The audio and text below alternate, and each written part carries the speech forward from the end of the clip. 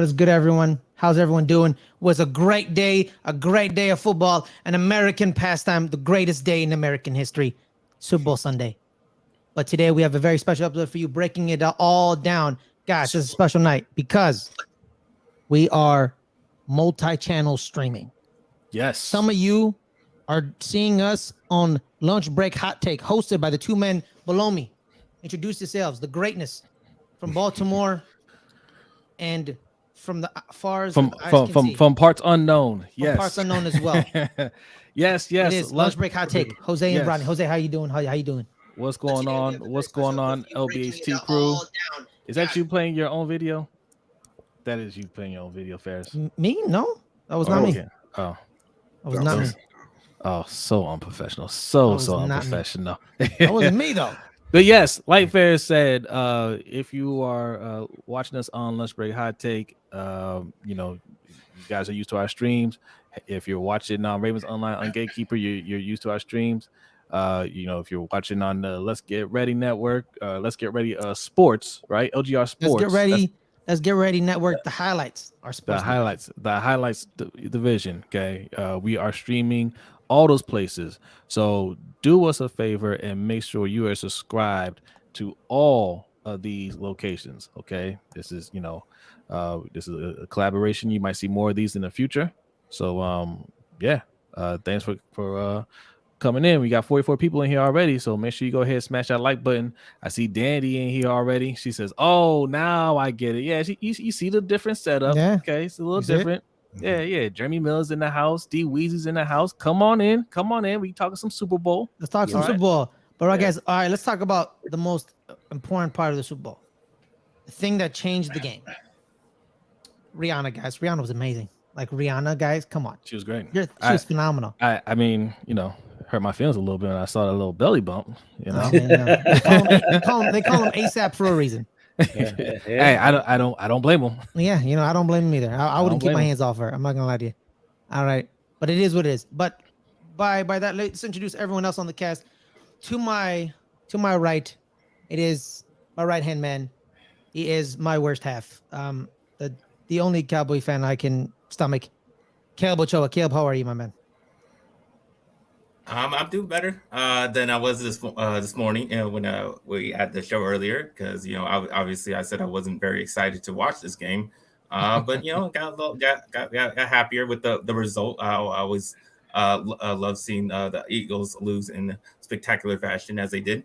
So I'm doing a lot better now.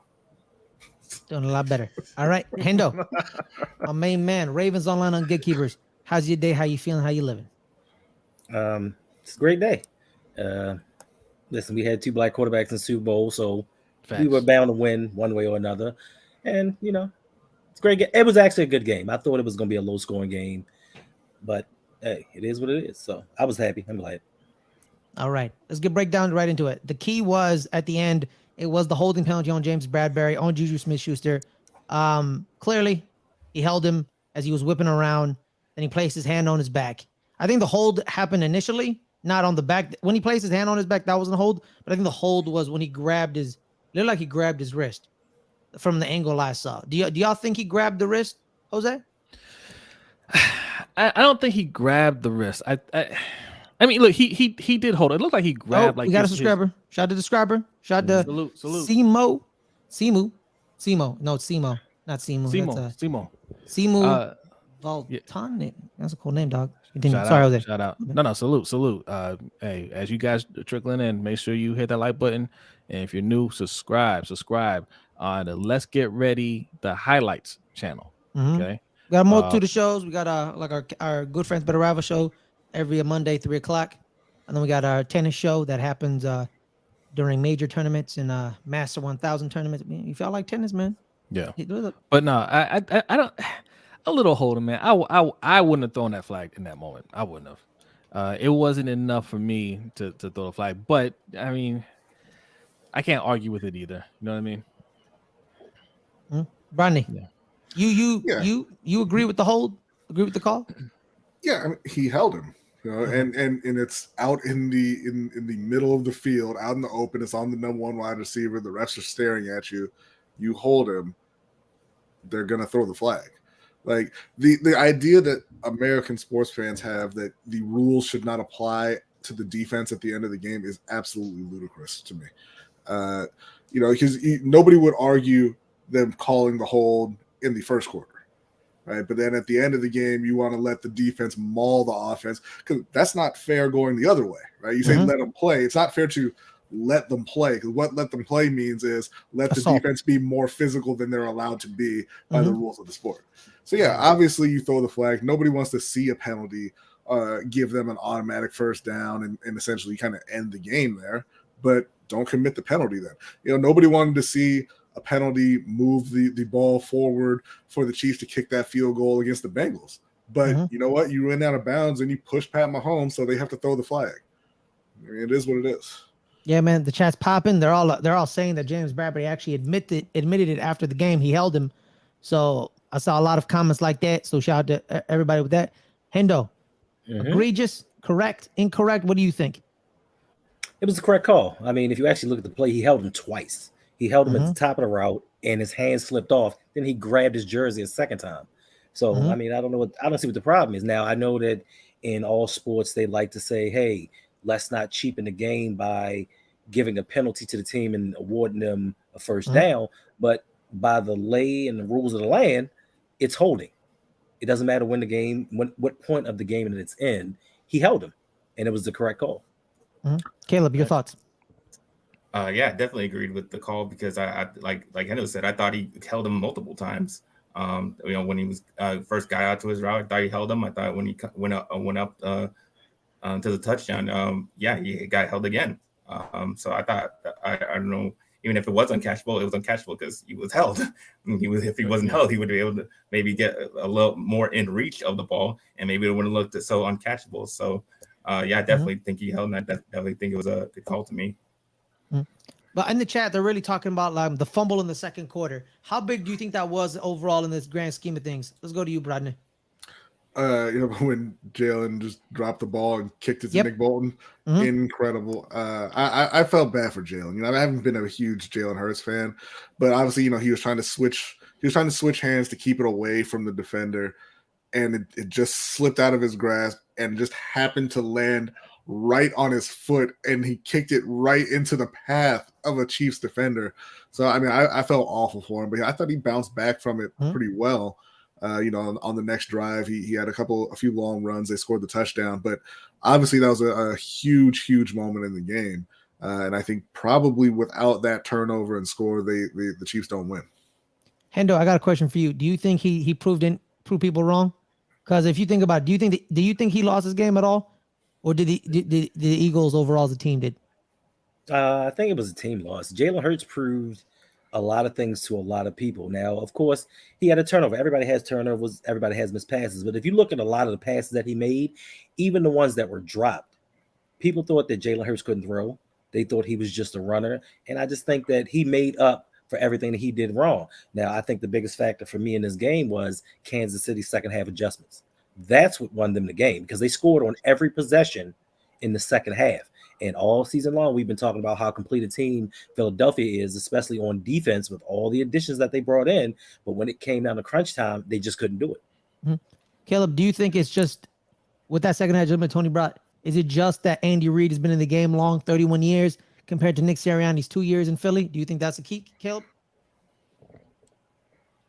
That's one of the keys. I don't think that was the only thing. I definitely think they had the coaching advantage. I said that before the game, that going into the game, that Andy Reid obviously is a really great head coach, and but as far as just totally out scheming him, I don't know if that necessarily happened. You have the best quarterback in the game just making incredible plays for you, and I think that's what really won the game.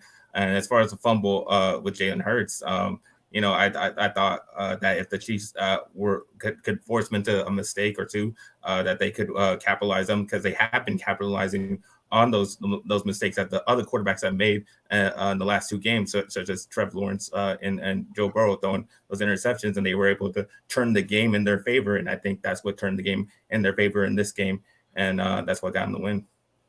Jose, I have one thing to tell you. Do you think the NFC East being as bad as it was and not having those quarterbacks week in, week out to challenge them like the AFC and Josh Allen, Joe Burrow, Patrick Mahomes, Lamar Jackson? Do you think that was kind of detrimental to the Eagles when the Eagles are facing Kirk Cousins? They're facing an injured Brock Purdy. They're facing Josh Johnson. Do you think that kind of bit them in the long run, having to deal with a superstar like that? The NFC East was one of the best divisions in football. They weren't bad. Like, you had 3 teams that made the playoffs, right? Like, that's not a bad team, or you don't have bad teams there, right? Like, you had teams that they weren't expected to compete, right? Like, we didn't expect the Giants to make the playoffs. We didn't expect the Commanders to be competitive. I mean, they're right there. They could have made the playoffs. Like, all 4 teams could have made the playoffs. So, I mean, no, I mean, the fact is, when you play great teams, that's just going to happen. Like, it doesn't matter how many times they played each other, you're probably going to get that outcome. And I don't think that fumble really meant anything in the game, for being honest. I don't, if Philly hold on to the ball there and they score, I just think Kansas City's going to do what they have to do to make up for it, like they did in the second half. I mean, they were down 10 points. You had Pat Mahomes, who looked like he wasn't going to be able to play in the second half, and then he came out there. I don't know what kind of drugs they gave him. It wasn't Toradol or anything like that. I think that was some coke laced with some fentanyl or something. Like, he didn't hobble at all in that second half. Probably some deer antler spray. Yeah, they were determined to win that game. And I think for both teams, I don't think it mattered pretty much. Like, each side's going to do whatever they had to do to stay in that game. That game is going to be close no matter what. Mm-hmm. So, Hendo, I want to go to you. What did you think was the pure X factor in this game for Kansas City's wins? Was it just because they had Patrick Mahomes, it was over? That was always going to be the X factor, or something else? I think it was Patrick Mahomes, Andy Reid combination. Listen, they've been together for 5 years. They've been to 5 AFC title games together, 3 Super Bowls. I just think that experience, especially having experience playing in the Super Bowl, kind of gave them a slight advantage. Now, Jalen Hurts did his thing, but I just think Nick Sirianni got out coached. Mm-hmm. How about you, Caleb? What was your X factor? I said it before the game. I said Pacheco was my answer before the game, and I thought them making an effort to keep running the ball and not just totally quitting on it. I thought he made some really good runs to help them win and contribute to their offense. Especially they had a lot of tough. He had a lot of tough runs to me. But obviously, as far as X factor, just keep them just deciding to run the ball, honestly, more than they have been, at least in the last game. And it led them to more points than they have been getting. So, yeah, because at the beginning of the game, they talked about how, like, the Eagles were a lot of too high, and he was going to be the X factor in getting tough rush yards. What about you? As a question to you, your X factor in the victory for Kansas City? I'm gonna say, look, the scheme, the offensive, the coaching, right? Both sides. I mean, I think they both executed well, but obviously the Chiefs, they just did a little bit more in that second half to make sure that they came away with points on every single possession. And the 2 touchdowns that they scored, where one Kadarius Toney is wide open and the other side Sky Moore is wide open, same exact play, different sides of the field. Mm-hmm. That's crazy. The motion, they motioned them in and they popped out. Yep. Yeah. I mean, those are probably the biggest factors. But I mean, both sides, are talented. Both. I mean, the game went as I expected. I thought it was going to be high scoring. I thought it was going to come down to the wire. So I mean, I can't. I don't even think it was. I don't think it was a bad call. I don't think it was a fumble. I just think, Kansas City had the ball last. They were able to run the clock down and score. If they left time on that clock, I think it's either going to go into overtime or Philly was going to come out with that win. That's just how the game was going. What about you, Rodney? I'm going to agree with Jose and Hendo here to an extent. I think that I was happy to see Andy Reid do it after the game, specifically giving Eric Bieniemy the credit for the offense and the play calls and everything, because they had the Eagles defense on their heels. They used that motion a lot. You saw it on even before the touchdowns to Toney and Sky Moore. They ran Kadarius Toney in motion and kind of faked the screen to him, and Juju, went out to pretend that he was blocking and then just slipped past his man to make a catch there. Like they stack everything on top of those motions, and they get the defense off, on their heels. They don't know what's coming. There's too many people to defend. But I do want to say also, on the other side of the ball, Nick Bolton had a fantastic game. I know they called back what would have been his second touchdown, but he had the first scoop and score. He was right on the spot for potentially getting the second one. He made several big for them. So I thought he played a great game on defense. So that goes to my actual question. Go ahead, Jose. So I don't want to mess up the flow. If you don't mind, I'm just gonna post a couple of comments while you guys are talking. Do you think? No, but bring it up. That's why I'm trying to everybody that's in the chat. Chat is popping. I love everybody in the chat. My bad. We're having conversation, so I kind of got distracted from the chat. No doubt. Shout out to the regulars in the chat. I'm gonna put some comments up here. Back to Bernie's comment. Defense, Caleb. Defense wins championships anymore? Not a 38-35 game. Not really. I mean, what one of the game was Patrick Mahomes making a bunch of plays, and on the other side, Jalen Hurts was doing his thing too. So I would not say the defense really was doing much for either team, because obviously neither team could stop either one of each other's offense, and that's why I said I was telling you beforehand, like I didn't really trust this Eagles defense to really get after Patrick Mahomes. I thought the offensive line was going to hold up. I wasn't really even that impressed with their defense all year. I mean, my Cowboys scored over 40 points on them. So when we played them, I didn't see much from that defense, and I wasn't really concerned with Patrick Mahomes. I mean, the best quarterback in the league was going to do his thing on that defense, and he didn't have a ton of yards, but he made some really great plays to that won him the game. So no, I would say not in this game. Y'all agree with that sentiment, or does someone disagree? Jose. Well, I mean, no, and if we preach all the time, like this in today's football, defense does not win championships. Not saying it can't play a factor, right? But your team can't be built on defense and expect to win, and that's not the case in Philly. I just want to point out they had an excellent defense, but they also had an excellent offense. And yeah, the defense gave up they gave up 31 points because that one was that 7 was a fumble. Yeah, but that's going to happen when you're playing the best quarterback in the league. You're playing a team that's a high power offense year in and year out. There's nothing they haven't seen. There's no defensive front that they haven't seen that they can't handle. That's expected, and that's why Philly built the team the way they built it, because they knew they get in a situation like this and it has to be a shootout. They had to be able to answer, and they almost did it. It's just that they ran out of time. That's all that happened. Yeah, because I remember when Kansas City was playing against the Niners, they came to the Niners game, and the Niners didn't know what the hell was going on because Patrick Mahomes, the first time they've seen Patrick Mahomes in over like 2 years, and they're like, wow, this is a completely different team, and the Niners lost 42-20. And you're like, what just happened? So do you think GMs build teams for potential Super Bowl matchups? Do you think Howie Roseman was thinking, I need to build a team for Patrick Mahomes, Bradley? Do you think he did that? That was like, this team needs to beat this man.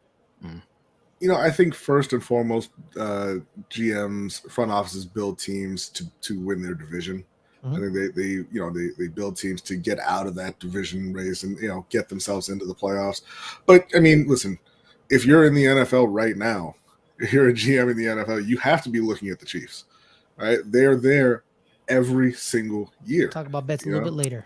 They've been to 5 straight AFC championships. They've been to 3 Super Bowls, and they've won 2 of them. So you'd have to be a fool to not at least have them in the back of your mind. I'm not saying build your team just specifically to beat them, but it has to be a consideration, right? You know what you're going to be up against if you get where you want to go. So that has to be something that's going on in the back of your mind, at least a bit. So Tony, I want to know your X factor for victory, as well as same question. Didn't I give you my X factor already? Yeah, you did. He did? I did. No, you Offensive- didn't. So when I said, offensive so when I said Andy Reid / Patrick Mahomes and their You know relationship. what? You did. Sorry, my bad. All right. Hey, So- man, I'm so as flowing. far- I'm sorry. I'm flowing here, man. I'm my bad. You good, you I'm good. flowing. So as far as the Eagles go, I'm building a excited, team, man. I'm excited. It's Super Bowl Sunday. I'm hanging out with the homies. We talking shop. We're making good content. I got a great shirt on, by the way. Yeah, Shirt. you do. You can buy this on Ravens Online on Gatekeepers merch channel. man. Over here, we do facts over feelings. And if your feelings get hurt over some facts, then go eat an ice cream and come back. You want to say something else so bad. Wholesome fairness is the best, man. Nah, So- man. Yeah, Well man. done, Like, well done. Well, This so to was, answer, you know- let me answer your question first. sorry, yes. As far building- as him building a team geared towards Patrick Mahomes, like Rodney said, of course they do. You look at the best team and the best quarterback, but also I think with Howie Roseman, I think his thing is he identifies the weaknesses on his teams and he addresses them year in and year out. Mhm. So part of it is geared toward other teams, but I just think he tries to get the best players that he can that are available. Now, I guarantee you this offseason, he's going to make some more moves, unlike some GMs that we see that try to go with stale messages and stale blueprints for victory. He's going to go out and make a signing, maybe at defensive back, maybe defensive line or something to bolster that defense and probably get another wide receiver to score even more points. So, yeah, listen, I wish we had Howie Roseman. Yeah, also too with Howie Roseman, you know, he's gonna have a big decision. He has about 7 free agents across both sides of the ball. Is he gonna re-sign Brandon Graham? Is he gonna re-sign Fletcher Cox? Is he gonna re-sign TJ Edwards, James Bradbury? Like he has a lot of like Ndamukong Suh, like me and Caleb were talking about earlier. You could have ran on the Eagles early part in the season. You know what Howie Roseman did? I'm gonna go sign Linval Joseph and Ndamukong Suh. Now you can't run on us Unless you're Isaiah Unless- Pacheco. unless you're unless you're Kansas City for 158 yards. Exactly. Speaking of, shout out to what's that safety's name? Gardner. CJ Gardner. Chauncey Gardner Johnson. Gardner Johnson. I keep calling Yes. CJ. That hit he put on Isaiah Pacheco. Like so those are so like when we talk about defense, right? You want your defense that you know that can make plays in clutch moments, and that was a clutch play right there, right? Where he came downhill. He came, hit yeah, Pacheco. because Isaiah Pacheco, like, cause they're trying to run the clock out, and he came down there to let him know What's up? that ain't happening on this drive, right? And that drive almost stalled if it weren't for that holding call, right? By the way, speaking of Chauncey Gardner Johnson, one of 2 DBs he robbed the opposing team for. He sent the Saints a 4th and a 6th. You can have a 4th and a 6th if you want. He's like, cool, he can have him. Thank you. And then he sent a 3 and a 7 to Detroit because he knew Matt Patricia hated Darius Slay. And he knew he could get him on the cheap. That's how you know Howie Roseman, you know, he's like, you have personal animosity with that player. I'll give you a 3rd. He's like, fine, take him. A 3rd. I'll find somebody better than Darius Slay in the 3rd. And you know what, Matt Patricia, you know where he at right now? Back at MIT. No, he's still with the Patriots. He's still with the Patriots. Yeah, But he's not offensive coordinator anymore. Well, he's coaching positionless. Yes, Yeah, he's coaching. yeah. You know, technically in the Patriots, you don't get the defensive coordinator title because they don't exist in the Patriots. You're just the defensive play caller. So Ferris, I want to ask a question being here. a douchebag. Shout out being to not a cool person. So shout out to DDSQ here for this question. He says, make sure y'all check out Bieniemy's post-game presser. There is no reason he shouldn't be a head coach right now. There's no way that he seems to be a bad interview. Yeah, no, I What do agree. you guys think? Like, well, yeah, I mean, what do you think is next for him? You think I know that he's got some offensive coordinator positions interviews. I think there's a couple. I think there's the Cardinals, right? The Cardinals are looking at him as a head coach. Yeah. What do you think is next for him? So here's the thing. Andy Reid said, "Hey, this was him." After the game, he gave him the credit he deserved. And this is just blatant racism because people they use the excuse of like he's not calling the plays, even though he is calling the plays. Andy Reid says he's calling the plays. You know who didn't call plays in Kansas City? Matt Nagy. Doug Peterson and Matt Nagy. You know what Doug Peterson and Matt Nagy did? They got head coaching jobs and no one said a single word. I honestly think so. I think a couple of weeks ago, it was during overtime, right, where I said this comment: offensive coordinators who aren't QB guys have a weird stigma on them. He's a running backs coach. Eric Bieniemy. He played running back. He was a running back coach. That's how he became the offensive coordinator.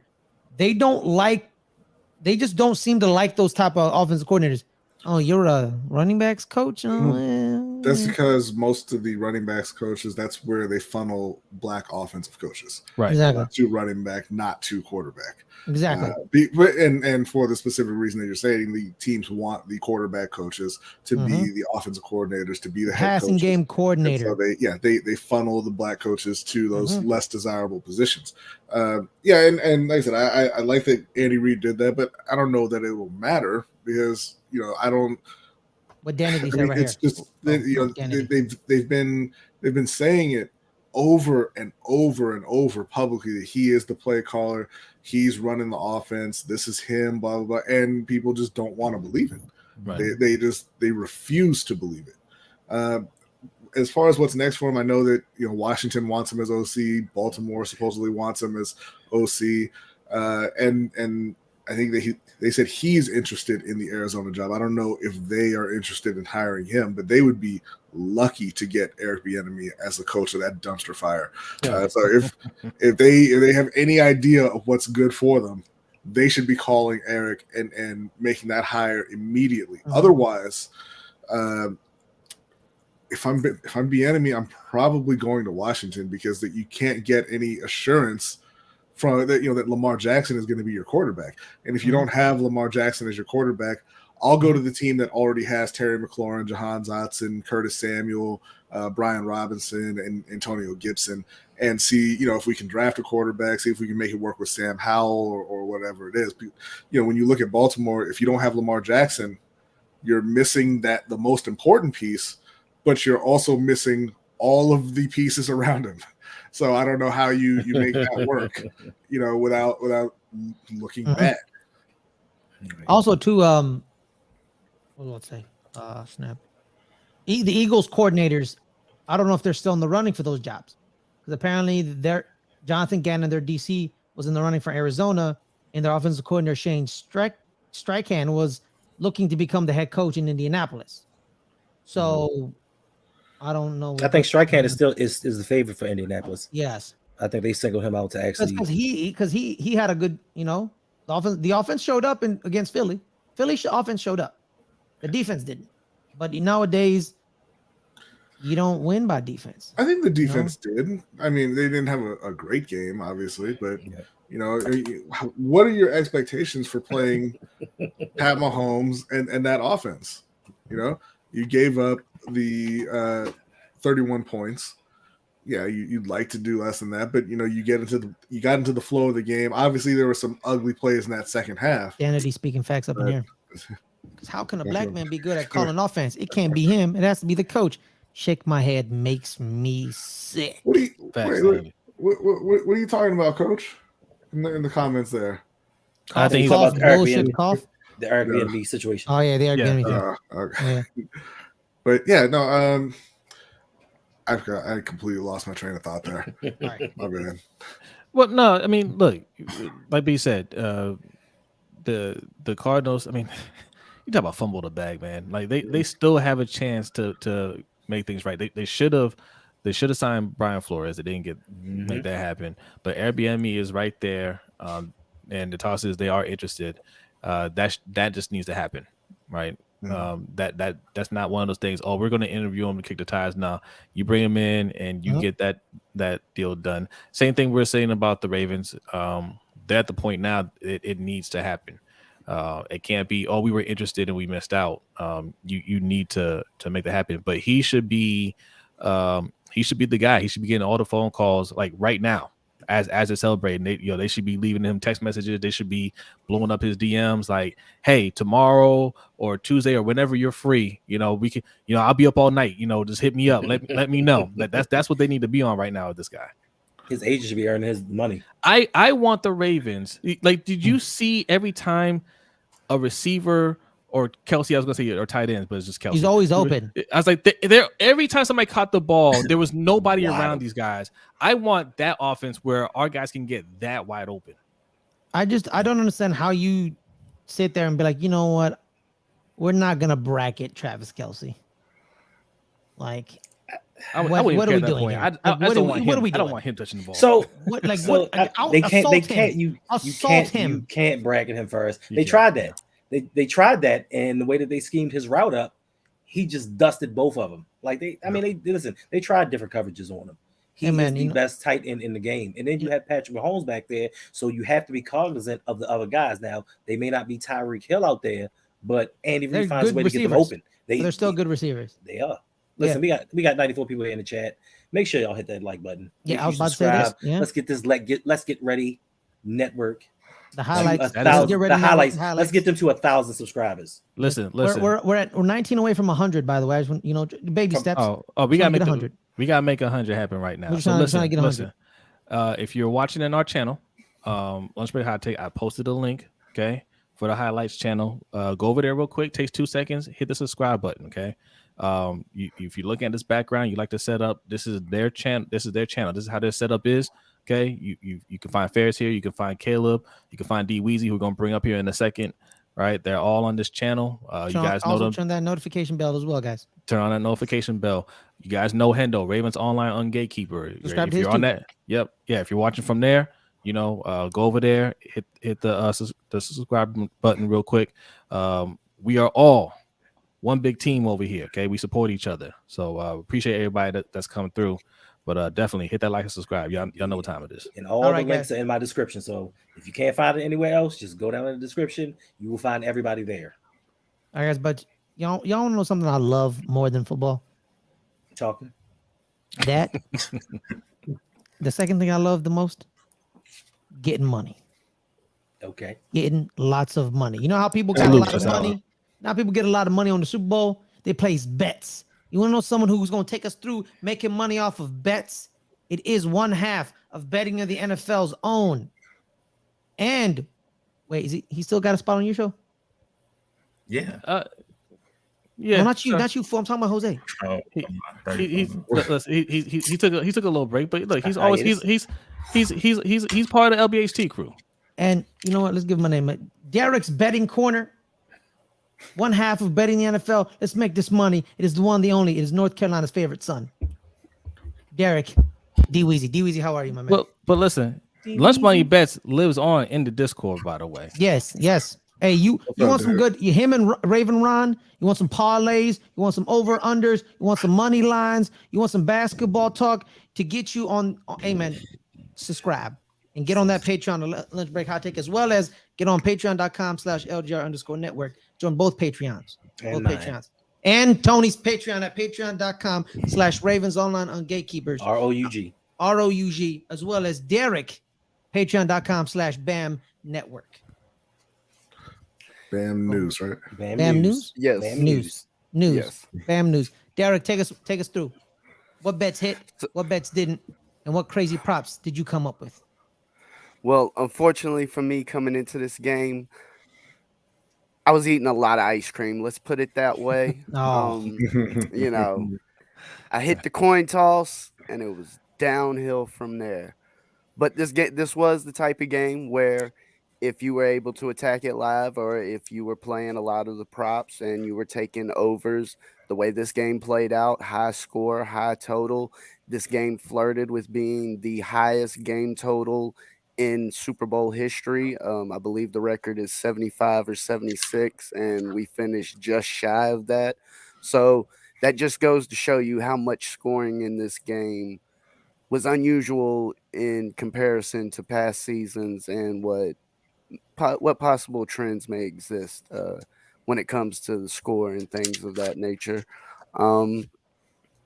If you were somebody that got into the specialty props, one that definitely I heard a lot of talk about this year, and it's pure luck if it happens, but will a kick go off the uprights? And yes, you got your doink early in the game. It's and me personally, I've heard a lot of talk how this was the first Super Bowl held in a state with legalized mobile sports betting. And when you heard that doink, I think there just seemed to be a little extra bit of cheer when that happened. And I'd like to know how many people in the stands were sitting on that prop in their pocket. And, you hear that sound, you need money in your pocket. Doink. Yeah. So yes, Yeah. It's like cha-ching. I Cha-ching right personally, there. yep, I personally didn't see the Gatorade color. I was curious. I know Caleb was on that prop. I don't know the I didn't see outcome it on either. that one. Yeah, see, that's one where hopefully we'll get to the bottom of that. Too But many that's a Gatorade colors favorite. nowadays, man. Too many. I remember back it was like green, red, blue. Now it's green, red, blue, magenta, chartreuse, white.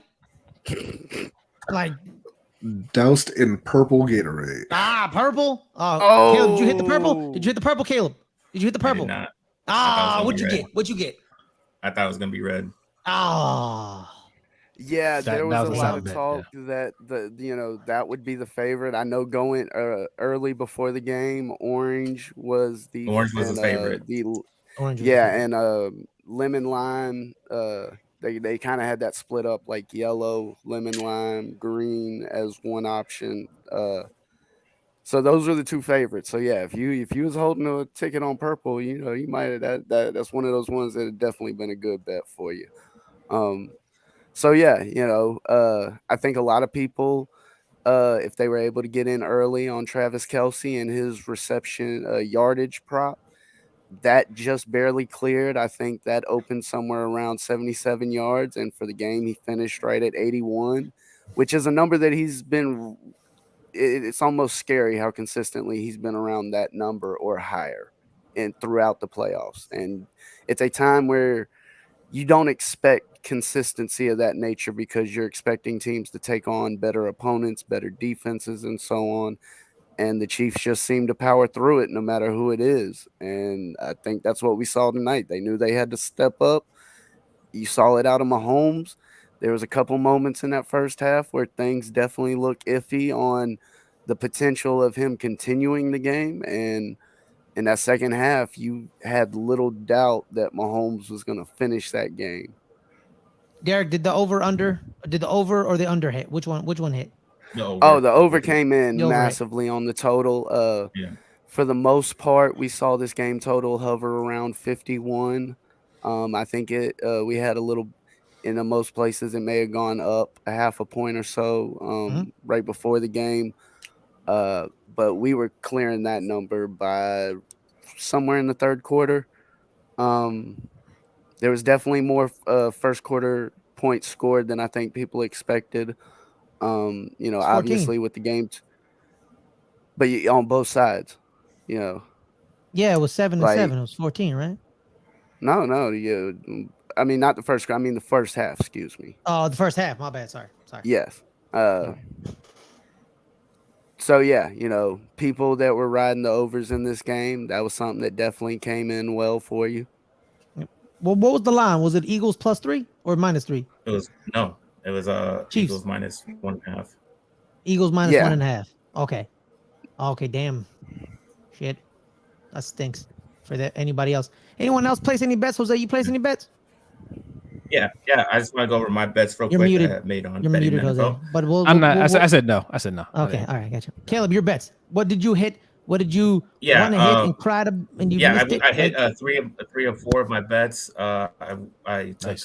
the Chiefs to win straight up. I took the Chiefs with the points, and I took the Eagles in the first half. All hit there.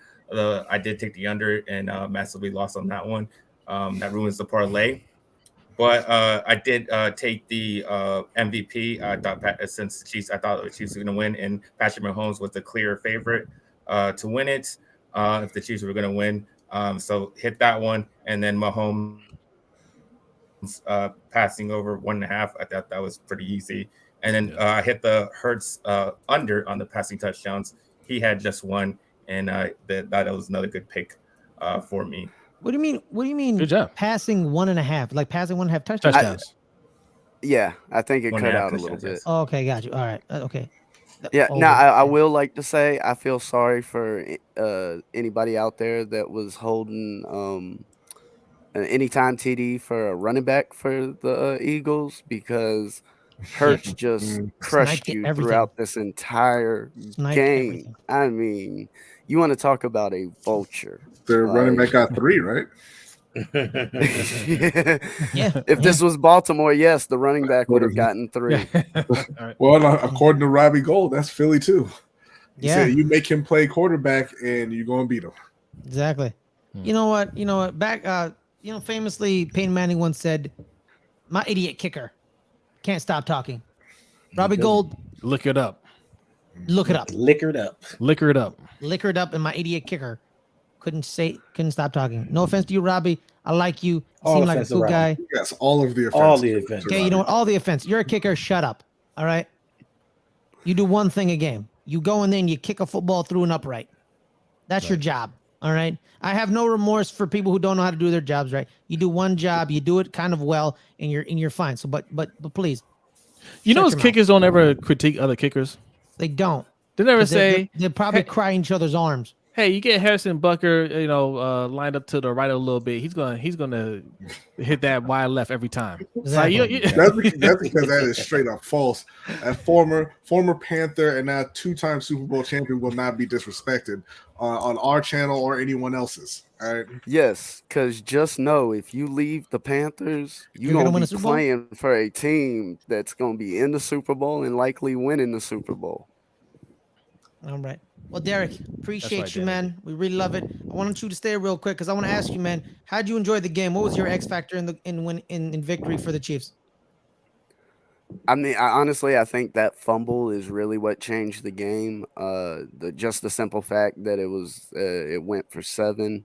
That really changed the momentum of the game, and that was the swing that the Chiefs needed. At no point in time did the Chiefs really feel out of the game. Every time the Eagles scored, the Chiefs were right there to answer back, and when they got that fumble, it seemed to be that one little thing that pushed them over the edge where you kind of felt like going into the late fourth quarter, the Chiefs being right there, like you've seen them do it before. You may not say you expect them to do it, but if they're that close that things are in danger, and you don't like that feeling. Like you want to know you got the victory, and that's not what we saw. I mean, for the most part, the Eagles went out and played an excellent game. They executed on offense throughout the entire game, and for the most part, the defense did everything it needed to.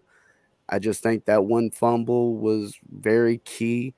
There was one sack in the entire game, which is, I think, I'd have to compare it to other Super Bowls, but I think that was really unusual to see that. Not only that few sacks, but also there weren't that many hits on the quarterbacks. The quarterbacks stayed very clean in this game. A lot of pressures, not a lot of hits or a lot of sacks. I think there was one sack. Yes, there may have think- been a lot of pressures, but both these Yeah. quarterbaks being as mobile as they were, they No, a lot of navigated hurries. through the. Hurries. Okay, yeah, Yeah, there's but- hurries, pressures, sack. Yeah, but yeah, being it's kind able of to weird. navigate through the pocket and around the traffic. So yeah, I think if you take that, not to say the Eagles put up points on that drive if you wipe that fumble away, but you take those 7 points away from the Chiefs and it's an entirely different game, even if the Chiefs get the ball back and put up a field goal or even a touchdown themselves. Personally, I don't think not having a lot of sacks is unusual for a Super Bowl, because most of the time those teams who make it to the Super Bowl have good to great offensive lines, so that makes sense. The only time I saw was like, you made the Super Bowl with that offensive line, that's atrocious, was Cincinnati and Kansas City back-to-back years. And then we saw what happened in those games where against Tampa Bay, Kansas City, Patrick Mahomes was running for his life. Then against Cincinnati, Aaron Donald got to Joe Burrow before he could hit Jamar Chase on that goal route. So like that's the only exception. I think over other times, you don't get a lot of sacks in the Super Bowl, because if you don't have a good offensive line to a great offensive line, you're not making it to the Super Bowl. Unlike those last two of recent memory, but those are like unicorns being led by quarterbacks that are like special quarterbacks. The Kansas City O-line, they were hit by a lot of injuries. Yes. So that wasn't even their starting O-line in that game. I think Pittsburgh not made get a it with a pretty terrible O-line before, but yeah, it's Arizona not year? common. I was thinking the Seattle because I have Oh. just memories of Ben running for his life in that game. But I mean, even that may not be correct. I mean, like you said, you don't typically get that far without being the Super Bowl where it was the refs in Pittsburgh versus Seattle. That one. Mm-hmm. Yeah, Gotcha. Yeah. All right. So Jeremy Miller. Shout out to former Steeler Juju Smith-Schuster. Yes, yeah, and he played a big role in it too. I think he was like the only wide receiver. Scott Moore, Scott Moore. Yeah, well, no, but here's the thing. They're not used. See, with them two, they're not really used as wide receivers sometimes, right? They got. I was gonna say Juju was the only wide receiver for most of the game that had a catch, but the other two got in on the action later on. But Jeremy, he brings up a point, right? The Eagles fully collapsed after a 10-point lead. They went into the half with a 10-point lead. That's another reason why I don't put that fumble on Jalen Hurts. I don't put that on him them losing the game. After he fumbled the ball and they scored, you still went into the half with a 10-point lead. All right. Like that didn't affect the game that much. It's just that the Chiefs came out in that second half and decided, hey, we're gonna turn it up. I think it affected the Chiefs' confidence, not necessarily like, oh man, this kept them in the game. I think that it was a big play for Kansas City, and I think they played better following that than they had been playing up to that point. Right. But like I said, they were still losing by 10, and they had to really turn it on in the second half to take that lead and kind of pull away from a Eagles team that was still playing pretty well. Yeah. So do you think it was a lot of we've been here before and they have not with that 10-point lead? And it's just like the experience on the coaching staff saying, and not just Andy Reid, like Andy Reid's, but Steve Spagnuolo. I want to point out Spags, my guy, Spags, my guy, your guy, four-time defensive coordinator, 4-time Super Bowl champion as a defensive coordinator, the man who gave you the playbook to beat Tom Brady. People are like, how do you beat Tom Brady? Watch 2007. Watch it. And it's been literally the same playbook every single year. People say the same thing. How do you beat Tom Brady? You pressure him up the middle, you get him off of his center line, it's over. And that's what the Giants did in 2 Super Bowls. This man. I thought we weren't talking about the Giants. Right. You were very upset earlier when I wanted to talk about the Giants and you didn't want to talk about the Giants. You made it very clear that we weren't talking about the Giants tonight. Yeah, no, but I was talking about Steve Spagnuolo, not the Giants. I'm talking about him. Steve. No, but you just talked about beating the Patriots. Because Steve Spagnuolo was the one who beat the Patriots. Where else did he win Super Bowls? Just Kansas City in New York. But that's all about Kansas City. Yeah. All right, that's what I'm saying. Right? The halftime adjustments against the Niners. Halftime adjustments against the Niners. The Niners were winning. Then out of nowhere, Jimmy Garoppolo and the Niners offense didn't know what the hell to do. Steve Spagnuolo. Boom. Stevie Spaghetti. Yep, Spags. My guy. Spags. Damn, speaking of spaghetti, I forgot to get spaghetti when I was shopping. Oh, no. That's unfortunate. Damn. Oh. I'm trying to get my veganism on. Trying to get my veganism on, you know what I mean? I tried it once for like a week and a half. What's up, Will G? Did Tony look good in the Chiefs jersey? Let's not talk about this, please.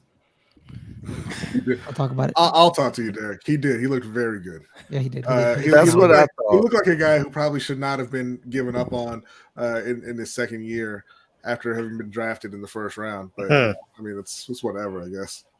For what, like a 3rd round pick? 3rd and the 6th. There were a lot of wide receivers who could and 6th. should have been Ravens. It's weird. Ooh, shots fired. Listen. Hey. Look, 81 people across all of the streams. Make sure y'all hitting that like button. If you're new to any of these channels, hit the subscribe button. If you're not subscribed to all of our channels, this is a multi-stream. Okay, we are streaming a multi-channel collaboration. God damn it, first. We are streaming live. Bumping up his plug. Well, I'm plugging everybody, man. Relax. I got you, bro. I got you. No, I just don't like Tony. You know what? I'm done working with Tony. I'm done. You know what? I'm gonna take this shirt off. We are streaming live on Lunch Break Hot Take. All right, we are streaming live on Ravens Online Gatekeepers and the Let's Get Ready Highlights channel. The highlights channel. Okay, and they are hosting it. Ferris and Caleb are hosting this. They're gracious enough to set this up for us, so we really appreciate that. Make sure you go over there and you hit the subscribe button. It is in the chat. I will post it in the chat again. I also it's hyperlinked. If you click on Ferris's name in my description, or it'll be right next to it. The channel, you just click on it and you hit subscribe over there. Also, you see D Weezy here. D Weezy's got a channel as well. Okay, Backyard Action Media. Make sure you go over there and hit the subscribe button as well. But yes, this is the crew. Well, we want to do more if stuff you like wanna, this. If you wanna, add a little bit more support to everybody's channels, we also have all four of us have Patreons. Patreon.com/LBHT show, right? Correct? Yes, yeah. LBHT show, as well as Patreon.com/Rouge. He gave you the Rogue. Rouge, not Rogue. Not Rogue. He gave you the Rouge. You're French now, like Moulin Rouge. Wait till Rouge. wait. Speaking of Fan of the football, musicals. a Well, let me rouge just say is it is good that you came prepared, Ferris, for Listen, the stream. here's what you do. Listen. Might be French Canadian. Here's what you do. You go to everybody's channel, you subscribe, and the Patreon information will be there. All right. Yes. / Moulin Rouge. Moulin Rouge. By the way, speaking of football, a rouge is a play in Canadian football where you tackle the returner in the end zone and you get a point. That's a rouge. Thank you, Rosie. Rosie Perez, ladies and gentlemen. All right. Listen. Okay. No. Okay. Serious for a second. They're at 85 subscribers. 15 away from 100, guys. Let's get 15 more people in here to go over there, subscribe. Okay. The highlights channel. Okay. The highlights. Go over there and hit the subscribe button. I'll put the link in our chat one more time. All right. Let's get them to 100 tonight. Let's do that. Great question by Shelton. I want to give everyone's answer. Who had a better effect on the game, Chandler Jones or Fletcher Cox? I really didn't hear Fletcher's name a lot. Chris Jones or Fletcher Cox. Who had a bigger effect on the game? Whose impact was felt more? Chris Jones or Fletcher Cox? Who do y'all think? Rodney, what about you? Let's start with you. I mean, I would have to go with Chris. Like I said, I didn't really notice Fletcher out there too much. And not to say that Chris had a great game or anything, but I did notice him a few times getting into the backfield and trying to flush Hurts out, but it wasn't even. I don't think either one of them played a great game. I thought the offensive lines really showed out tonight. If I had to pick one, I'm taking Chris Jones. What about you, Tony? I'm gonna give it to Chris Jones by default. Yes, he was in the backfield on multiple plays, but he left his gap wide open for runs. But I guess if you got to pick the best of the worst, I'll go with Chris Jones. Wow, best of the worst. He's a champion, sir. I don't mean worse as in bad worse. I mean worse as in they didn't live up to their names. Hey, my bad, Rave Kingdom. My bad, dog. My bad. Caleb, I want to point out. Do you think that real quick, scroll up and hit that link and hit the subscribe button for us, man? Yeah, appreciate it. Yes. Caleb? Do you think the Eagles they rotated too much? Could they have kind of trimmed their rotation to be like best players on the field right now? Go attack each other. Because like we said in the pregame, I said how do you beat a great offensive line? You throw 9 men at them and you kind of keep rotating them and tire them out. But the Chiefs didn't have that. They had about 5 people. They had Derek Nottie and, Brandon Williams, former Raven Brandon Williams, one gapper, the one tech. And he's not really a good rotational piece when he's just a run stopper. So they only had 5 rotational pieces. Nottie, Frank Clark, Chris Jones, Kalen Sanders, and that other dude, I don't remember his name, but it is what it is. You think the Eagles should have kept their rotations? How like in NBA, they trimmed the rotation in the playoffs. You think the Eagles should have trimmed their defensive rotation in the playoffs, Caleb? And then I want everyone's opinion on them as well. Not if that's what's been working for them. If they throw out a bunch of guys in there and it's been working for them gotten to this point, why should they change it from what they've been doing? Especially when they have as many pass rushes as they have. You're gonna just trusting that they're gonna keep doing what they've been doing, throughout the game. But they can really get a lot of pressure because just Patrick Mahomes is just that good. Like I said, I just didn't think these pass rushers were gonna get to him. no matter if they were putting a bunch of guys out there or not. I said that before the game. Like I just didn't think they would get to him, and they didn't get to him. They didn't get any sacks on him, just because Patrick Mahomes knows how to get rid of the ball and make incredible throws, and that's what happened. So I don't really think it really would have mattered all that much to me. Derek. In this game, the offensive lines definitely on both sides dominated the game. None of the defensive linemen for either team were able to make much impact, whether we're talking about the run game or the passing game, because on both sides we saw holes get opened up. For multiple running backs early in the first half. We saw Scott going off for the Eagles, and then in the second half, you saw more of Hurts in the running game. You saw a little bit of variety out of the rushing from the Chiefs, and then toward even later in the game, the offensive lines just didn't have any quit in this game, and you saw the same giant holes in the fourth quarter that you did in the first quarter. Jose. No, don't switch up what's working, right? And listen, the thing is, you switch up, that's not going to make a difference, right? Both teams played a fairly clean game on offense, right? They executed well. They ran great plays. You had great players out there on the field.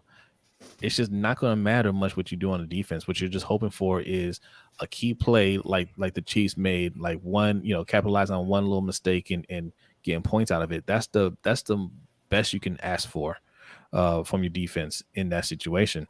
Look, when the last time the Eagles were in the Super Bowl, they had a top tier defense. I think they gave up 35 points in that game too. And actually, Tom Brady, he was driving on them, and they got a fumble in the red zone. That's how they won the game. That's because defense wins championships, is what everyone said after that one play where they had given up 33 points. Right. So I mean, Brandon Graham, by the way, too. Just funny. Yeah, I mean that's not gonna make a difference. And I see Attitude Pop. Shout out to Attitude Pop. He wants to know, why does the MVP always go to the winning QB of a team? Because he thinks Jalen Hurts greatly outplayed Pat Mahomes. He didn't greatly outplay him. I mean, I know. Listen, Jalen Hurts, he played amazing, right? Yes, he did. He played phenomenally. He played phenomenal. But that's how it always goes. Like you give it to the winner of the Super Bowl, right? So what was your value if your team lost? Right. That's the thing. Yeah. But to go a little bit further with that, he did not. He had more yards. And obviously he had the 3 rushing touchdowns, which is great, right? Yes. But Pat Mahomes had a QBR of 96.4, which is nearly a perfect game. Yeah. He Pat Mahomes was phenomenal. And, Jalen Hurts had the turnover that went for a touchdown. He played great outside of that, but that's a big deal in what turned out to be a 3-point game. And right? and Pat Mahomes had to play other game when he ran for 20 yards on one leg. Mm-hmm. So. You know what reminds me of the Super Bowl? Y'all remember the Patriots-Rams Super Bowl where Patriots won like 13-6? Remember that one? You mean, the second 13-3? 13-3. Yeah. So we can that game was a defensive slugfest. Then we have these games that are offensive shootouts. What do y'all contribute to having those like direct contrast type games? Because like we said, Rodney, earlier, with defense doesn't win championships.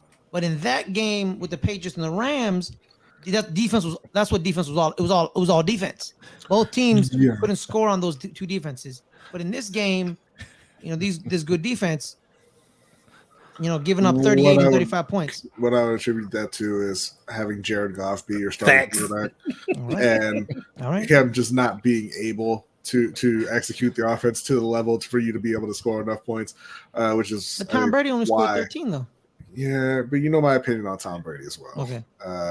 Which is a great player, right? But not the player that he's not the Superman that people make him out to be. Like, oh, he elevates everyone around him. That's not really how it goes down. And that Patriots team, I'm trying to remember exactly who they had in their wide receiving core, but I don't believe it was great either. The Patriots or the Rams? the Patriots. Edelman. No, I think it was like Julian Edelman and Which Danny Super Bowl? Danny Which Super Bowl you Amendola. talking about? The Danny 13-3 against the Super Bowl Rams. against the Rams. The first one? No, the second one. The second Oh, one. the second one. Oh, yeah. Yeah, and so when you have Jared Goff, The Rams' out there first one on with the Jared other side, Goff. Yeah. Yes. and I mean he was at a point where he had Brandon Cooks wide open in the end zone, and he looked over at the sideline and was like, "Yo, Sean, should I throw this?" And then he was like, a couple of seconds late and it wasn't completed and all that. Like, it's just he's not you didn't have the elite level talent offensively that we're talking about. Like, yeah, if you have a great defense against okay offense, the defense is going to win. If you have elite offense versus elite defense, the offense is going to win. Yeah. I once said Jared Goff is that room you clean, but the way you clean it is by just brushing up all that dirt underneath your bed and think it's a clean room. But then when you look under the bed, it's just a bunch of junk. Wow. That's what Jared Goff is. So you think the Lions should be going quarterback in this draft? Oh, absolutely. Absolutely. Jared Goff looks good now. What are you talking about? Or they can wait and get a quarterback next year, because next year's draft they got like 4 quarterbacks. Or they can trade for one. That too. From Baltimore. Oh, they could do that. Oh, also too, speaking of that, big news. Apparently there's a report, I don't know if it's true or not, the Jets are in contact with the Ravens. They're also in contact with the Packers regarding Aaron Rodgers, who's on his darkness retreat. That's true.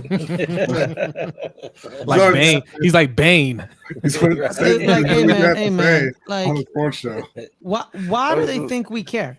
Like, I don't understand. Like, I don't think they like these. I be on Twitter and like these random accounts because they want engagement, and they say, "Oh, he's on a darkness." Like, I don't care what retreat he is. He could be on a safari. He could be on a what the hell is a darkness retreat? What is that? He goes to a room and he's just in pure darkness for 4 days. Just it's like sensory deprivation, meditating, growing his beard. It's sensory deprivation to see what where it takes his mind, essentially. And he's using that to determine if he should continue to play football. So I'm going to say no. You should probably not continue to play football if you need to sit in a dark room alone for 4 days and have your mind go semi crazy to tell you the answer to that question. The answer is probably no. Definitely not Green Bay. See, past generations would have told you, hey, I'm just going to be going on a bender for a couple of days. Aaron Rodgers calls it a darkness retreat. Like, or he's 40. He can just grow up, stop throwing a temper tantrum, and show up to work next season. Thanks. Something's wrong when your entire family hates you. Hey. Maybe they're worse than Aaron. That's a fact. Oh, I doubt it. Wow. You don't know. Yeah, I doubt it too. It could be. Because what's Aaron's greatest transgression here? That he's passive aggressive. Yeah, like he's kind of an a-hole. Hey, that's fine. There's a lot of them running around. Like that doesn't mean he's not a monster. I mean, no, he's not a monster. We know. He's just kind of he's early stages Brett Favre. Without the fraud. We're seeing cleaned up Aaron. We're seeing cleaned up Aaron. Yeah, he's narcissistic. He's an a-hole. But it's very possible that his family is worse than him. He cut them off before he came. So if they're all like that, what would that make him? Right? If they're all like that, he's an outlier. But that's what I'm saying. He cut them off before he became this. Before he was a mega star in the NFL, he cut them off. So it's clearly affected him. So he was just always a jackass. Okay. Yeah. Yeah, probably. Or he just told him he was going on a 40-year retreat. Yes. He's like he probably told us, like, I'm gonna go pick up some cigarettes. Never wanted to come back. Maybe he floated. Dagan, you don't want Lamar? No, I think he's talking about Aaron Rodgers. Yeah. Oh, Aaron Rodgers. Yeah. He definitely had one Lamar. Listen. We say a lot about Aaron Rodgers. Right. You're one Aaron Rodgers away from competing for a Super Bowl. The Jets are, yes. Let's calm down on the Jets saying no to anybody. If the Jets get Aaron Rodgers next year, it's going to be the Jets and the Chiefs in the AFC Championship game. Yeah. Right. By the way, guys, we're at 88 subscribers on the Let's Get Ready Network, the Highlights YouTube channel. Keep 12 hitting that more. subscribe button. We're 12 more away from 100. We really appreciate everyone's go. support. Again, hit that subscribe button and turn on that notification icon to get all the videos. We have a multitude of shows. We got our Premier League coverage, which is English, which is world football in the best football league in the world. It is the English Premier League. They're having a show recording tomorrow, releasing it on Tuesday. We need to do our rally show where we talk Grand Slam tennis as well as certain major tournaments like the Madrid Open, Indian Wells, and Miami, which are Master 1000 tournaments, which are like similar, like they're like major cousins, as well as we have Salute, Will. Salute. Appreciate you. shout out to you, Will. Thank you. And every Monday, 3:00, live or pre-recorded, there's Good Friends, Better Rivals. It is our NFC East show. There it is. Me and Caleb talk all NFC East. So we knew a lot. We knew a lot about the Eagles. We knew which one of the Eagles players we should look at. Because here's the thing. I have a theory on football fans. Football fans just don't know their team. They know their team and their most hated rivals team and probably a third team. It's 3 teams each football fan really looks at. Me, I know the Eagles, the Cowboys, and my team because I have to. Because if I don't know them, I can't debate them and not look stupid. Because if I debate an Eagles fan and I look stupid, I want to run my head through a wall. You know what I mean? So I got to know their team just as well as they know their team. Like Jose, he knows the Ravens. He also knows the Steelers. He also knows Cincinnati. You know, the Browns are whatever. I just would like to say, I'm sorry. I'd like to say shout out to Anonymous. Thank you for the $5 tip. He says, keep up the great work. Appreciate Thank you, Anonymous. Thank you, man. Or woman. Or they. Whatever you are. Shout out to you. I hope you have one. How about just Anonymous? Shout, trying to be nice, Tony. You don't want to offend anybody. Well, that's why I said all 3. It's more than 3 first. That's the 3 I recognize. Wow. Aaron's just getting old and feels entitled. He still can ball, but I'm just saying he knows a little to up in the air. Yeah, oh yeah. Oh, absolutely. Yeah, him being old really is kind of detrimental to like the Jets because you want a young guy. You know, he's already 38. And in the NFL, due to the fact that Tom Brady played till 44, you may get 8 more years. Oh, shout out to Will G. Probably. Oh, appreciate it, Will. Appreciate you. Oh, it was Will G. Shout out to you, Will. So hey, man, sometimes people see Tony in your face. Because he's older. You have Green Bay that's less willing to deal with them. You're gonna have teams that are a little less willing to deal with them because he is older. He's still an excellent quarterback. He's also got the future Jordan Love sitting. But I think they believe it. What if Jordan Love is like the greatest thing we've ever seen? What if that happens? Because we've gotten a chance to see Jordan Love a little bit. It was one game. He didn't look bad. He played well this past year when he got to play. Yeah, no, I'm not saying he's horrible, but at a certain point, if he was great, I think the Packers would be a little more willing to look at Aaron Rodgers and say, "Get out of town." They might be. This is the same way they handled Brett Favre. I'm still leaning towards horrible, but they have to move on from Aaron eventually, whether they want to or not, whether they have a legitimate replacement or not. And what is he doing for you? What you mean, Rav? What you mean? You said please stop, LMAO. What do you mean? You don't. What do you mean? You talking about Jordan Love? You don't think Jordan Love anything? Wow, disrespectful. It's not disrespectful. I mean, you're probably right. He was trash last year. He probably stinks. Nobody thought anything of Aaron Rodgers when he got drafted either. Well, actually, they did. They thought he was going to go number 1. And then he went especially Aaron Rodgers. Yeah. He went 31st or 32nd? 24. And he's after 3 years. 24. They did not think he was going to be anything when he finally got to start. Yeah. Well, we've kind of gotten off topic on the Super Bowl because we're talking about Aaron Rodgers. Guys, final thoughts on Super Bowl Sunday, guys. The NFL's over. It's over. We got no more football until next week. Until next week. You know why, guys? February 18th. It is the 3rd iteration of the XFL, run by The Rock. Can I mute you? No, you can't. Can we? Yes, I can. Oh, yes. Lovely. We need more streams like this. All right, but final thoughts on Super Bowl Sunday. Caleb, give your final thoughts on Super Bowl Sunday. I mean, it went pretty much how I thought it was going to go. As my predictions was, I mean, I thought the Eagles would start off hot because they had been starting off hot for most of the season, and that's exactly what it did. That's why I picked them to win the first half, and I thought Patrick Mahomes was going to do his thing and make a comeback, and that's exactly what happened. and I thought it was going to be a close game, and it was a 3-point game. And yeah, cry Eagles cry. Hey, man, You were know waiting what? 2 weeks to say Fired. that. He was waiting. He was waiting. You know wrote what? it I on- heard? he wrote on his face like, cry, Yeah. Eagles, Eagles cry. cry. This is gonna Caleb, hit, man. Caleb always gets me because he's so serious, and then he just drops the joke, and it's like, oh, okay. Wow. Hey, man, I heard they use Fly Eagles Fly as torture at Gitmo. Yeah, yeah, it's pretty bad. Hendo, what do you think? Well, I mean, they could just show them Giants games. I mean, You know what? How about they show them a Panthers game? How about that? How about we I show him the agree. Empire State Building? Hey, too soon. Too soon. Too soon. Hendo, like 2 your weeks final ago. thoughts on Super Green Bowl and white, man, it look nice. I loved it. Like the game lived up to all the hype. I figured it was going to be all offense, and I figured Pat Mahomes in the end was going to come out on top. Shout out to Jalen Hurts. I think he proved something today that he is one of the upper echelon quarterbacks in the league. And Howie Roseman already thought that because before the game he said, "Listen, I got to figure out a way to pay this guy." Now I just hope with Patrick Mahomes and his short storied career that in the next year or two, when it comes time to get his contract restructured, that they're not gonna pussyfoot around it, leave him in limbo like some organizations do. But The Ravens. overall, shut your mouth. But overall, this is a great game. All right, Derek, your thoughts on Super Bowl Sunday, my man.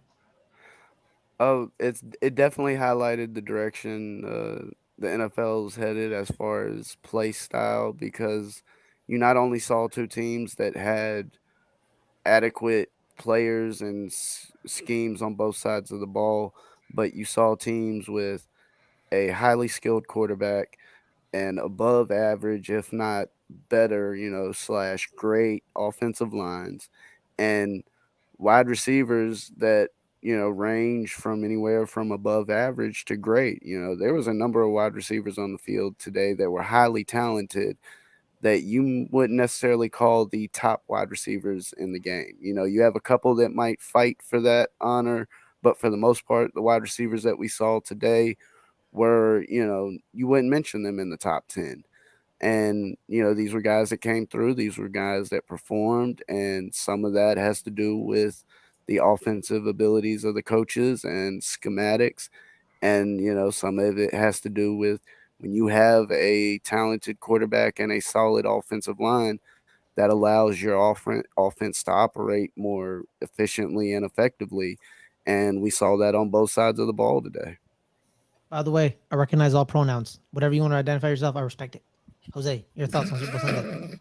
I want that for the record. I was making a joke earlier, but I want that for the record. Jose, your thoughts? Thank you for that, Ferris. Yeah. One of the best Super Bowls I've seen in a while. It lived up to the expectations. These were the two best teams all year. I think you got the two best teams in the Super Bowl, and it basically just came down to who had the ball in the hands last. And the Chiefs recognized that at the end. That's why they said, "Hey, look, we're not going to score this touchdown. We got to run the clock out as much as possible because you give Jalen Hurts a minute and a half, he's probably going to score." That's just the way the game was going. So, look, man, it was just fun to watch, man. Like the offense, both sides, well executed, great play calling, and great talent on display, which is what you want to see. Me and Hendo being Ravens fans, of course we're jealous because that's how our team should look. We have that kind of quarterback. We just don't have the kind of weapons or coaching. So, look, Eric Bieniemy, free agent now. The Ravens, if they want him, get him. You should be in his DMs right now. Okay, you hit him up on IG, Snapchat, Twitter, whatever he got. Okay, email him, whatever. Do what you got to do, and get that Write done. him a note. Yeah. Smoke signal. That was some excellent play calling because every wide receiver was wide open tonight. Wide open. They didn't have to worry getting separation. They didn't have to worry about that. They just had to just follow directions and just stand there and wait for the ball to get to them. So no, but yeah, great game. You know what? To Brandon Buck's point, Arizona's hosted 3 Super Bowls. Giants ruining the New England perfect season. New England picks off Wilson at the 1, and today's game. It's great, man. Arizona having 3 Super Bowls is kind of impressive. after they had that one Super Bowl taken away from them for being racist. So, good job, Arizona. Rodney, your thoughts? Yeah, no, it was a great game. I just read something that really took my focus off of this, so I'm sorry. I don't really have a lot to say about the Super Bowl. Damn, what happened?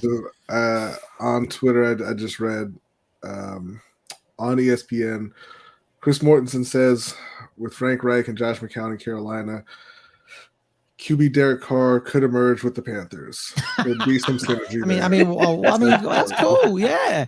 And fuck y'all, I don't want to talk about this. Wow. That was a reflex, Brandon. That was a reflex, man. I'm sorry, man. I'm sorry. Because they say it was. You know what? God damn it, Ferris. You just said you don't talk about it, so I want to move on. Shut up. All right, listen. It was one of the best Super Bowls in years for sure. And I'm glad that a team that was run the way the Eagles were run made it and played well. They showed that they showed the league, and when I say the league, I mean Baltimore, because y'all witnessed a different style of football today than you're used to seeing. But they showed Baltimore how you actually run an offense with a mobile quarterback. And look, there are other teams that also don't know how, and maybe they'll prevent them from going down the Cam and Lamar route in the future and ruining really talented players' careers, because the Eagles utilized Jalen Hurts perfect. Carolina. That's not funny. It's funny. It's not funny at all. Okay. You done? Finish your thought, B. I'm done. No, I'm done. He's gonna be putting lame ass jokes up on the screen while I'm talking. I didn't put that joke up. I know it wasn't me. Go ahead.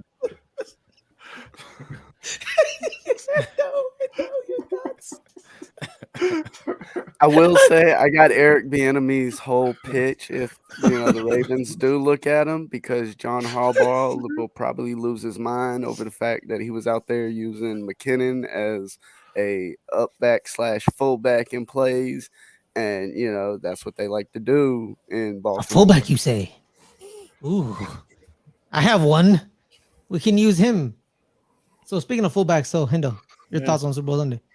So you want me to go again? The fuck you talking about? When we go again? He went like 10 went. minutes ago. Why do you forget when he talks? Jesus Christ.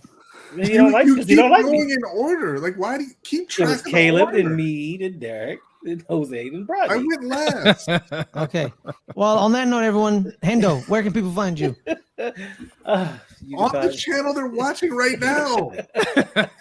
That's true. Plug your stuff, Hendo. Plug your stuff. You know, just because don't do this on me, because Derek Carr coming to Carolina. We're going to have to get a content creator workshop going after this. Rein it in, host Ferris. I ain't trying to rein it in. And motherfucker, your brother is distraught and get control of your stream. I got a question. Is the Empire State Building going to be lit up red and white? No more questions. All right, no more questions. Mark has a question, and I have to respond to this with a question. He says, "Why would Eric B take any other OC job? Why take a lateral move?" And my question to you, Buck, is: do you not watch any of our content? Because we answered this question multiple times on multiple different shows. Well, look, Buck. So we'll answer it again. So the Cardinals, they've had trouble hiring coaches, right? There's been a few coaches that just don't want to coach Kyler Murray, right? They interviewed Brian Flores. It didn't sound like they offered him the job. If he turned down a job, be defensive coordinator, that's a very bad sign. But look, man, they said they're interested in Airbnb, but are they making the offers? Like, look, your organization hasn't done a great job. Other way, though. I don't think it's them saying they're interested in him. I think it's he has put it out there that he's interested in that job. Oh, okay. Well, I think. So, I mean, if you're saying why would he choose offense coordinator versus being a head coach? Well, has your organization even made the invite, to talk to him, right? Are they going to make the offer? So, I mean, he can't just invite himself into that job. Like they have to offer it to him. So the question starts there. What is your team doing to bring him in? Exactly. Almost, just Allo. Almost. And then the man wanted to go all emotionally unstable on me. All right. Guys, thank you so now, much. Hendo, Hendo, where can you find? Yes. Where plug your stuff, please. I tried to do that 2 minutes ago, but your brother lost his shit. Where can people find you, Hendo? You can find me on YouTube at Ravens Online on Gatekeepers every Sunday at 7 p.m. during a live stream. Certain videos may come throughout the week, depending on what's going on during the off season. You can also find me on Twitter and Instagram at @RGatekeepers. You can find me every Friday at noon with my man, Mr. Galloway, on Electric Relaxation. Mr. Galloway talking all things old school hip hop. Make sure you go over there and subscribe to his channel as well. Okay, I got this fast. We'll go next. Okay, we are the lunch break hot take. I was gonna say next for you, but I got this. I got this. Lunch break hot take. You can find us every Wednesday night at 7:15 p.m. Eastern time on the LBHT show. Thank you, Shannon, for the subscribe. Make sure you subscribe to everybody else on here. We're telling you right now where you can find us. So lunch break hot take every Wednesday night, 7:15 p.m. Eastern time. We follow that up with the overtime show, which you can find on patreon.com/LBHT show. And you can follow us on all social media, Twitter, Instagram, Facebook, and TikTok at LBHT show. Let me jump in real quick here. Oops, this is the wrong one. Sorry. Brandon said this question was nothing about Arizona. Okay, so to answer your question, why he would take a lateral move, he's been the offensive coordinator for a top 5 offense for the past 5 years. He's won now 2 Super Bowls and is not getting head coaching interest, not real head coaching interest. So he has to get away from Andy Reid because nobody wants to believe that he is actually calling the plays and running that offense. He needs to go somewhere else to prove himself and run another successful offense so he can get a head coaching position. Or he needs your owner to pull his head out of his ass. Okay. D-Weezy, where can people find you? Hey, man, I can do this, Jose. You ain't got to listen, Ferris. Listen, you are. Is this not a? I'm sorry. I thought this was a. I thought this was a multi-stream. Yeah, exactly. Somebody. Okay. D-Weezy, where can people find you, D-Weezy? Kick him from studio. You can't. You sure? No, you guys can't. Oh, look. I guess you can. All right. No, you can't kick me out of the studio. You can kick me off camera, not studio. D-Weezy, where can people find you? Y'all can find me at Backyard Action Media here on YouTube. Also on TikTok, where I've been putting out a lot of basketball coverage with that daily grind, and on Twitter at the Yard Bets, which is the official Twitter for Backyard Action Media.